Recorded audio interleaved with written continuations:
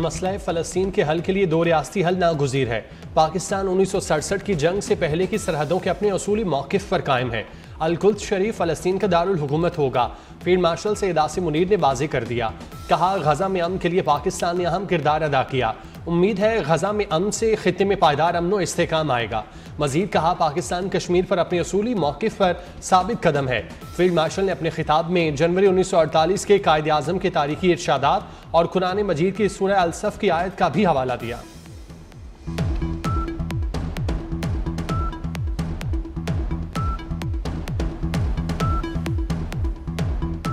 اسلام کی غلط تشریح کرنے والے مٹھی بھر گمراہ دہشت گردوں کے سامنے کبھی نہیں جھکیں گے۔ پاکستان میں دہشت گردی کے لیے افغان سرزمین کا استعمال پریشان کن ہے۔ فیلڈ مارشل سید عاصم منیر کا پی ایم اے کی پاسنگ آؤٹ پریڈ سے تاریخی اور غیر مبہم خطاب، کہا طالبان رجیم کو ان پراکسیوں کو لگام ڈالنی چاہیے۔ یہ پراکسیاں پاکستان کے اندر گھناؤنے حملے کرنے کے لیے افغانستان سرزمین استعمال کرتی ہیں۔ دشمن کا فتنہ ہندوستان اور خوارج کو بطور ہائرڈ گنز استعمال کرنا بزدلانہ چہرے کو بے نقاب کرتا ہے۔ کوشش کی تو پاکستان دشمن کی توقعات سے کہیں زیادہ سخت جواب دے گا۔ اللہ اور قوم کی مدد سے اپنی زمین کا ایک انچ بھی نہیں لینے دیں گے۔ فیلڈ مارشل سید عاصم منیر کا پی ایم اے کی پاسنگ آؤٹ پریڈ سے خطاب، بھارتی فوجی قیادت کو مشورہ دیتے ہوئے خبردار کیا، کہا نیوکلیئر انوائرمنٹ میں دونوں ملکوں کے درمیان جنگ کے لیے کوئی گنجائش نہیں۔ دوبارہ جوہریت کی تو بھارت کی جغرافیائی وسعت کا من گھڑت حفاظتی تصور ختم کر دیں گے۔ آنے والی کشیدگی کی ذمہ داری پوری طرح سے بھارت پر عائد ہوگی۔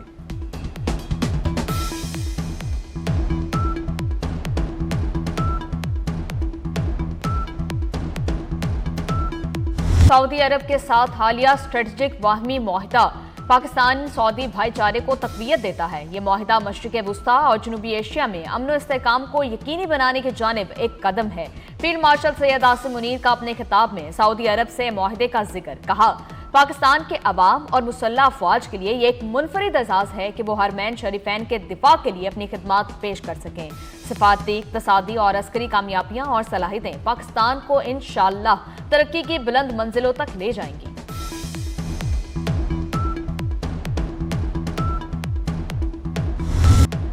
چین کے ساتھ تاریخی اور اسٹریٹجک تعاون پر مبنی شراکت داری اور دوستی پر فخر ہے۔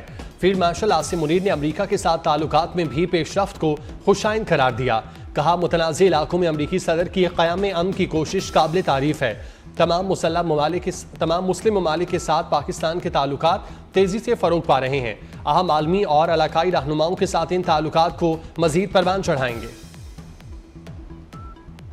پاسنگ آؤٹ پریڈ میں عراق، مالدیپ، یمن، فلسطین اور مختلف دوست ممالک کے 40 کیڈٹس بھی شریک ہوئے۔ فیلڈ مارشل سید عاصم منیر نے پریڈ کا معائنہ کیا۔ فیلڈ مارشل نے بابر کمپنی کو قائد اعظم ایوارڈ سے نوازا۔ اعزاز شمشیر احمد مجتبیٰ عارف راجہ نے حاصل کی۔ صدر پاکستان کا گولڈ میڈل ظہیر حسین نے حاصل کیا۔ پاسنگ آؤٹ تقریب میں نوجوان کیڈٹس کا مارچ پاسٹ کا شاندار مظاہرہ۔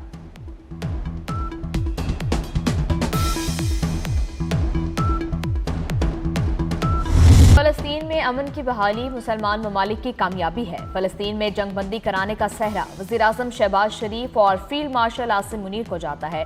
سینیٹر رانا ثناء اللہ کی گفتگو وزیر مملکت برائے داخلہ طلال چودھری نے کہا پاکستان کی سفارتکاری اس وقت عروج پر ہے۔ ہر فورم پر مسئلہ کشمیر اور فلسطین کا موقف بھرپور انداز میں پیش کر رہے ہیں۔ وفاقی وزیر خالد مقبول صدیقی نے کہا وزیر اعظم کی انتھک محنت سے پاکستان سفارتی سطح پر ایک نئے انداز میں ابھرا ہے۔ علی پرویز ملک نے کہا پاکستان معاشی اور سفارتی محاذ پر کامیابیاں سمیٹ رہا ہے۔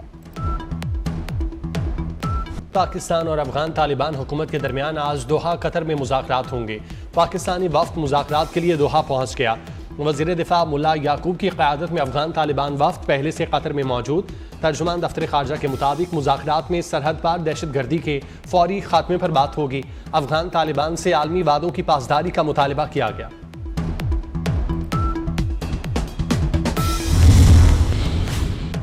نائب وزیر اعظم اسحاق ڈار سے برطانوی ہائی کمشنر جین میریٹ کی ملاقات۔ ترجمان دفتر خارجہ کے مطابق نائب وزیر اعظم نے پاکستان اور برطانیہ کے تعلقات میں بہتری اور اعلیٰ سطحی قیادت کے روابط کو سراہا۔ ملاقات میں علاقائی اور عالمی امور پر تبادلہ خیال کیا گیا۔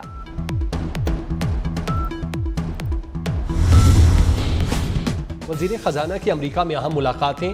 عالمی بینک کے صدر اجے بانگا سے ملاقات۔ عالمی بینک کے ساتھ پاکستان کی شراکت داری مزید مضبوط بنانے کے عزم کا اظہار، سیلاب زدگان کے لیے عالمی بینک کی بروقت امداد پر شکریہ ادا کیا۔ محمد اورنگزیب کا حکومت کی ٹیرف پالیسی کی تیاری میں عالمی بینک کی تکنیکی معاونت پر اظہار تشکر، وزیر خزانہ کی سی ای او دبئی اسلامک بینک گروپ سے ملاقات، وزیر خزانہ نے شارجہ اسلامک بینک اور اجمان بینک کی انتظامیہ سے بھی ملاقات کی۔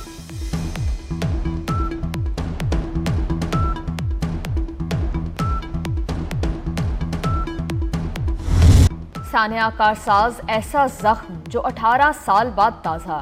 18 اکتوبر 2007 وہ دن جب سابق وزیراعظم بینظیر بھٹو طویل خود ساختہ جلا وطنی کے بعد وطن پہنچی۔ بینظیر بھٹو کے قافلے کو بموں سے نشانہ بنایا گیا۔ سانحہ میں 180 جیال شہید اور 500 سے زائد زخمی ہوئے۔ یادگار شہداء پر دعائیہ تقریب ہاتیہ خوانی کے ساتھ شمع روشن کی گئی۔ سانحہ کارساز کے شہداء نے جمہوریت کی روشنی کو جلا بخشی۔ چیئرمین پاکستان پیپلز پارٹی بلاول بھٹو نے کہا، بزدل دشمنوں نے جمہوریت پر گھات لگا کر حملہ کیا۔ سانحہ کارساز کے 180 شہداء کی قربانیاں رائے گاہ نہیں جائیں گی۔ آصفہ بھٹو زرداری نے کہا، کارساز کا مقام پاکستان میں جمہوریت کی جدوجہد کا گواہ ہے۔ سپریم جوڈیشل کونسل کا اجلاس، آئین کے آرٹیکل 209 کے تحت دائر شکایات کا جائزہ لیا گیا۔ اعلیٰ عدلیہ کے کوڈ آف کنڈکٹ سے متعلق بھی غور۔ اجلاس کی صدارت chief justice of Pakistan justice Yahya Afridi نے کی۔ وزیر داخلہ محسن نقوی کا اسلام آباد ٹی چوک فلائی اوور منصوبے کا دورہ، پروجیکٹ کے ترقیاتی کاموں کی پیش رفت پر اطمینان کا اظہار۔ محسن نقوی نے میکا پروجیکٹ پر تعمیراتی کاموں کی پیش رفت کا جائزہ لیا۔ پروجیکٹ کی پائلز کیپ اور گارڈرز کاسٹنگ کا 100% کام مکمل، منصوبے کی حفاظتی دیواروں کا 60% کام مکمل کر لیا گیا۔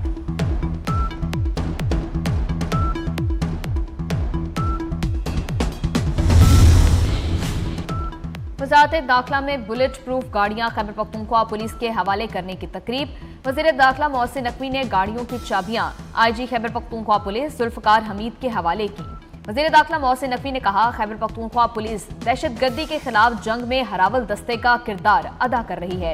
خیبر پختونخوا پولیس سمیت تمام قانون نافذ کرنے والے اداروں کو ضروری وسائل کی فراہمی ترجیح ہے۔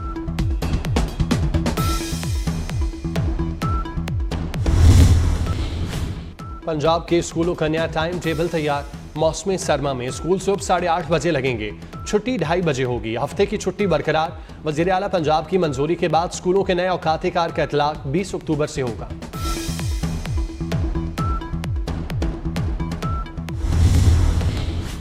اسرائیل نے امن معاہدے کی دھجیاں اڑا دی۔ قابض اسرائیلی فوج کی جنگ بندی معاہدے کی سنگین خلاف ورزیاں جاری۔ عرب میڈیا کے مطابق غزہ میں طیارے سے گاڑی پر حملے میں ایک ہی خاندان کے 11 افراد شہید ہو گئے۔ شہید ہونے والوں میں 7 بچے اور 3 خواتین شامل۔ حماس کی جنگ بندی کے باوجود اسرائیلی فوج کی جارحیت کی شدید الفاظ میں مذمت۔ حماس نے ایک اور مغوی کی لاش اسرائیل کے حوالے کر دی۔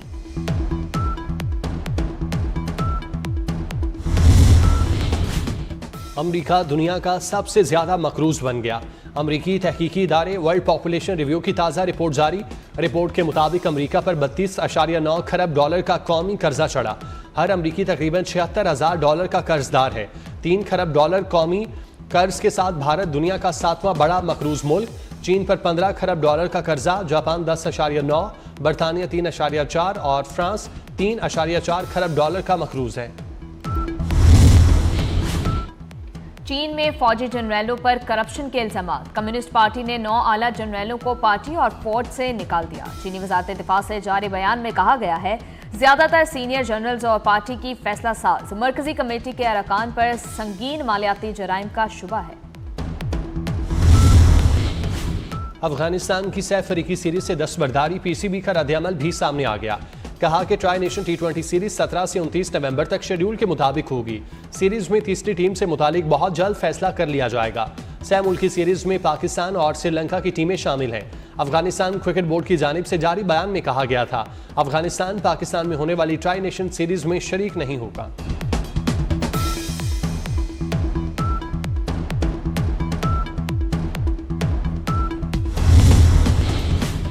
پاکستان جنوبی افریقہ ٹیسٹ سیریز، دونوں ٹیموں کی پنڈی کرکٹ اسٹیڈیم میں پریکٹس۔ سیریز کا دوسرا میچ پاکستان اور جنوبی افریقہ کے درمیان 20 اکتوبر سے شروع ہوگا۔